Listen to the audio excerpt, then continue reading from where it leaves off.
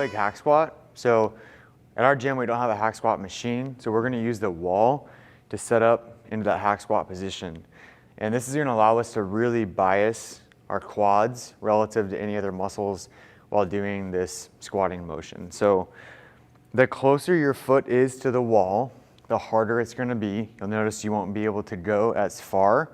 Your heel is gonna wanna pop up, and you're gonna feel a lot more tension into your quad and into the front of the knee.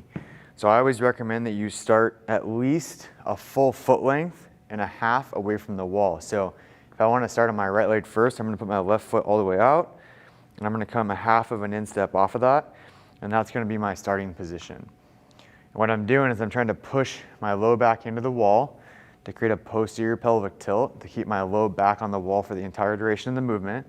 And then I'm bringing this off leg up. And you'll notice that I have to shift my weight to the right to get my foot in the middle of my body so I'm more balanced. And I'm only going as deep as I can while maintaining my low back on the wall and being able to get back to that top position.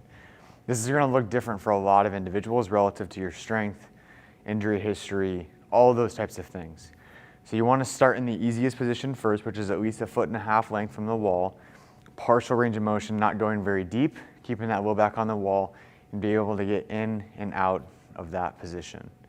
Now, if you really, really struggle with the single leg, what we can do is we can scale it if needed. So the intro videos are all single leg, but how I would scale it is by biasing one leg back. So we've done a hack squat on the wall before to where I'm literally holding a weight in front of me. Maybe I'm not holding a weight, but my low back is on the wall and I'm coming down as deep as I can, and then I'm coming back out of that. I can hold a dumbbell to make it harder. I can scoot my feet closer to the wall to make it harder. And then we've even done it with a foam roller under your hips to be able to slide up and down the wall a little bit easier. So if we're trying to progress to a single leg, what I can do, if I want to bias my right leg, I can stagger my right leg back in my stance and then shift my weight a little bit to the right, go back into that pelvic tilt or tucking my low back into the wall.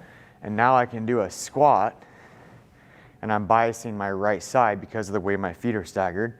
I do all my prescribed reps, and then I would shift my feet around and go to the left side to bias my left side.